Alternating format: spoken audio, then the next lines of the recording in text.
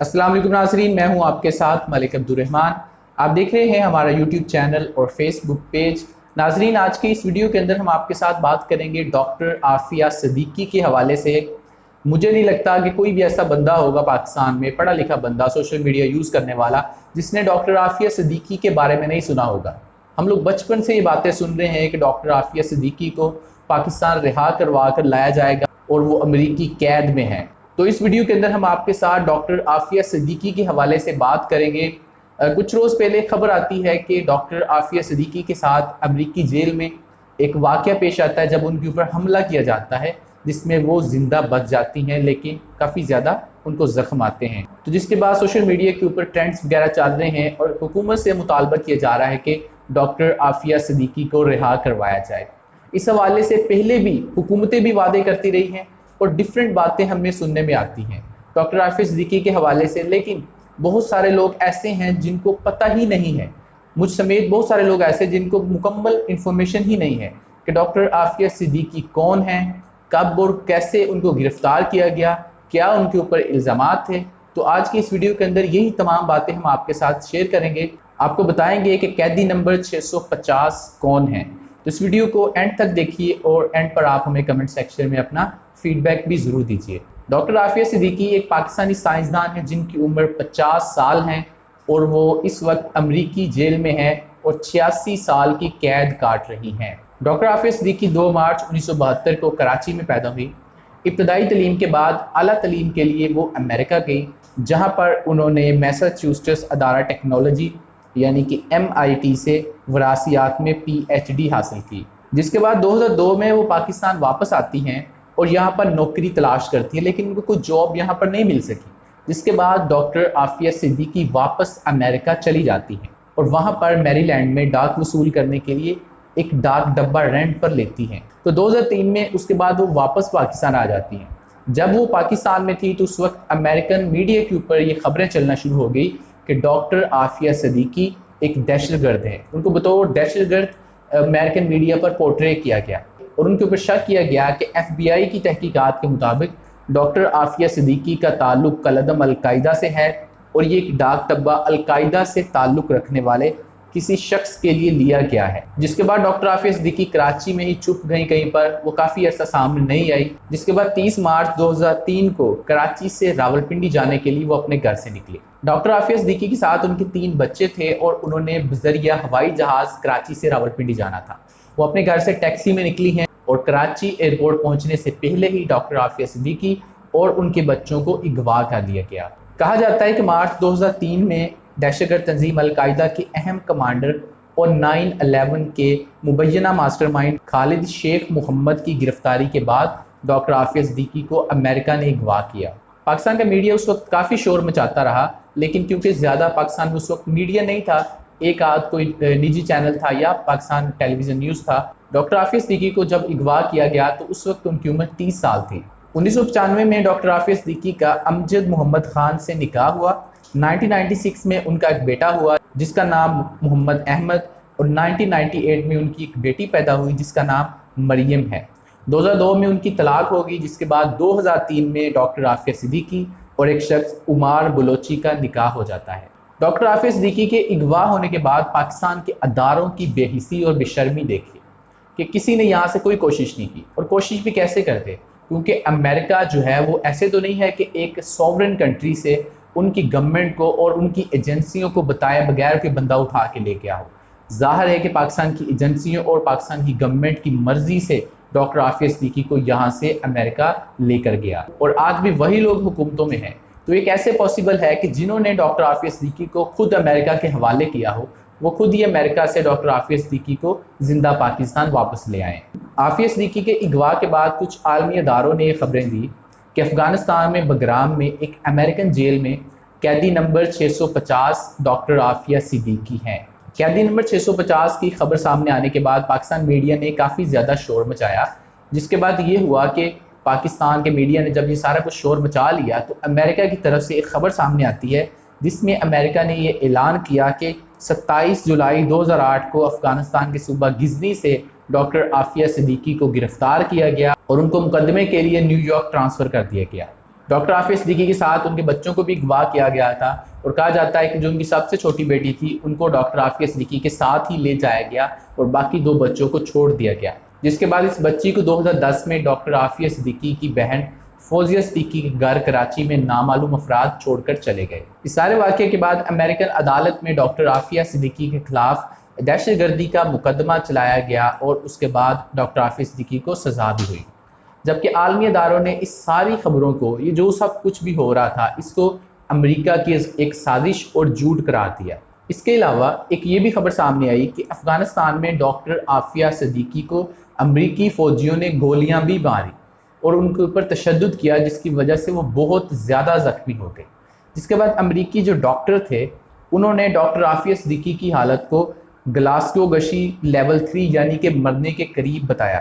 لیکن امریکہ نے الزام لگایا کہ ڈاکٹر عافیہ صدیقی نے ایک امریکی فوجی کی بندوق اٹھا لی اور اس کے اوپر حملہ کرنے کی کوشش کی، جس کے بعد امریکی فوجیوں نے ڈاکٹر عافیہ صدیقی کے اوپر حملہ کیا، جس کے بعد 23 ستمبر 2010 کو ایک امریکی عدالت نے نیو یارک میں ڈاکٹر عافیہ صدیقی کو سزا سنائی اور 86 سال کی قید ڈاکٹر عافیہ صدیقی کو سنائی گئی۔ ڈاکٹر عافیہ صدیقی کو جو سزا ہوئی اس فیصلے میں یہ لکھا گیا ہے کہ ڈاکٹر عافیہ صدیقی کو امریکی فوج پہ حملوں اور اس کے علاوہ 7 مزید مقدمات میں ان کو سزا سنائی گئی ہے، اور یہ بھی کہا گیا کہ ڈاکٹر عافیہ صدیقی سے کیمے اجزاء کی ترکیب اور کچھ ایسی دستاویزات سامنے آئی ہیں جو کہ ان کے پاس تھی، جس سے یہ بات ثابت ہوتی ہے کہ ان کا نیو یارک میں جو حملہ ہوا تھا یعنی کہ 9/11 سے تعلق ہے۔ امریکی عدالتی دستاویزات میں یہ بھی دعویٰ کیا گیا کہ ڈاکٹر عافیہ صدیقی کے پاس سے 2 کلو سوڈیم سائنائڈ اور کیمیائی ہتھیاروں کی دستاویزات بھی ملی ہیں، جن سے یہ پتہ چلتا ہے کہ مبینہ طور پر وہ امریکی فوجیوں کے اوپر حملے کی پلاننگ کر رہی تھی، جس کے بعد کئی بار ڈاکٹر عافیہ صدیقی پر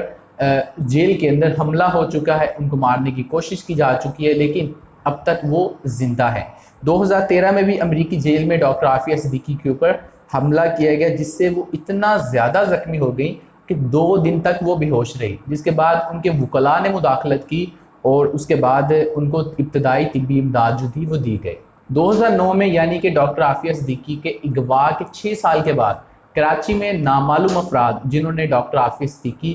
کو اغوا کیا تھا ان کے خلاف مقدمہ درج کیا گیا، لیکن ایسے مقدمات کا کیا فائدہ جو کہ 6 سال بعد آپ ایک مقدمہ درج کر رہے ہیں۔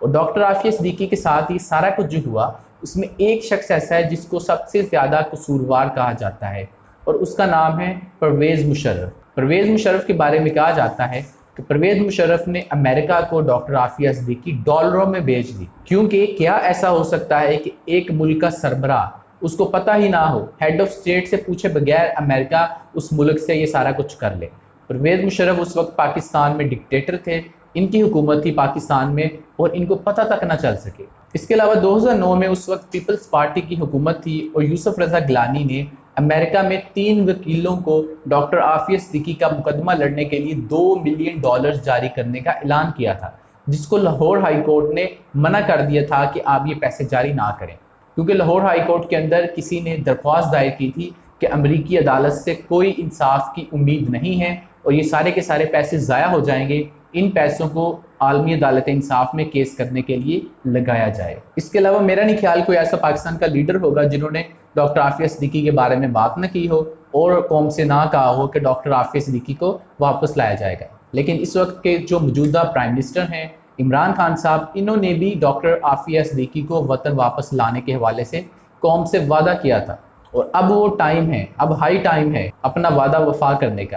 کیونکہ اگلے مہینے پرائم منسٹر عمران خان اقوام متحدہ کی جنرل اسمبلی کے اجلاس کے لیے امریکہ جا رہے ہیں، تو یہ بہت بہترین موقع ہے کہ پاکستان امریکہ سے ڈیمانڈ کرے اور ڈاکٹر عافیہ صدیقی کو واپس لایا جائے۔ اس کے علاوہ کالعدم تحریک لبیک پاکستان نے بھی نومبر 2020 میں ڈاکٹر عافیہ صدیقی کو پاکستان واپس لانے کا اعلان کیا تھا۔ اب یہ کیسے لائیں گے یہ تو نہیں میں جانتا، لیکن یہ بات کہی گئی کہ کوئی محمد عربی صلی اللہ علیہ وسلم کا غلام ڈاکٹر عافیہ صدیقی کو، قوم کی بیٹی کو واپس لائے گا۔ اب یہ ساری باتیں جو میں نے آپ کے ساتھ شیئر کی، میں نے آپ کو بتایا کہ ان کے اوپر کافی مرتبہ حملہ ہو چکا ہے اور کئی مرتبہ ان کے مرنے کی خبریں بھی آئی ہیں کہ doctor Aafia Siddiqui American jail میں مر چکی ہیں، لیکن وہ ساری کی ساری خبریں غلط ثابت ہوتی رہی ہیں۔ اسی طریقے سے اب جو حملہ ہوا ہے اس میں بھی کہا جا رہا تھا ڈاکٹر عافیہ صدیقی کی موت ہو چکی ہے، لیکن 20 اگست 2021 کی جیو کی یہ ایک سٹوری ہے جو کہ آپ اسکرین کے اوپر دیکھ رہے ہیں۔ اس میں بتایا گیا کہ امریکی ریاست ٹیکسس کی جیل میں قید ڈاکٹر عافیہ صدیقی پر حملہ کیا گیا ہے، اور ڈاکٹر عافیہ صدیقی نے وکلاء کو بتایا کہ کافی کے کپ میں کوئی کھولتی ہوئی چیز یعنی کوئی انتہائی گرم چیز ان کے چہرے کے اوپر پھینکی گئی، لیکن یہ نہیں پتہ چل سکا کہ کافی کے کپ کے اندر کیا کافی ہی تھی یا کوئی اور چیز تھی۔ ڈاکٹر عافیہ صدیقی نے اپنی وکیل ماروا البیلی کو بتایا کہ اللہ کا شکر ہے کہ حملے کے نتیجے میں زندہ بچ گئی ہوں اور میں اندھی نہیں ہوئی۔ ان کی وکیل نے ایک عالمی جریدے کے ساتھ گفتگو کرتے ہوئے انہیں یہ بتایا کہ جب ان کی آخری ملاقات ہوئی ہے ڈاکٹر عافیہ صدیقی سے تو ان کے چہرے پر جلنے کے نشانات تھے، اور ان کی وکیل نے یہ بھی بتایا کہ عافیہ کی بائیں آنکھ کے پاس نشان تھا، جبکہ ان کا جو دایاں گال تھا اس کے اوپر ٹوتھ پیسٹ اور کاغذ کے چھوٹے چھوٹے پیسز تھے جس سے انہوں نے اپنی گال کو کور کیا ہوا تھا۔ اب میں آپ کے ساتھ شیئر کرتا ہوں کہ حکومتیں تو کہتی ہیں کہ عافیہ صدیقی کو واپس لائیں گے، کیا یہ واقعی ڈاکٹر عافیہ صدیقی کو واپس لانا چاہتے ہیں؟ کیونکہ ان کی بہن نے جو باتیں بتائی ہیں یا جو چیز سامنے آتی ہے اس سے تو یہی لگتا ہے کہ یہ لوگ ان کو زندہ واپس نہیں لانا چاہتے، اسی لیے انہوں نے آج تک کوئی کوشش نہیں کی۔ اکتوبر 2020 کی BBC کی ایک رپورٹ ہے جس کے مطابق ڈاکٹر عافیہ صدیقی نے امریکی صدر سے رحم کی اپیل کی ہے، لیکن ڈاکٹر عافیہ صدیقی کی جو بہن ہے فوزیہ صدیقی، انہوں نے یہ بات کی کہ یہ بالکل غلط بات ہے کہ ڈاکٹر عافیہ صدیقی نے کوئی رحم کی اپیل کی ہے۔ انہوں نے کہا کہ ہم نے رحم کی اپیل نہیں کی بلکہ سزا معافی کی اپیل کی ہے۔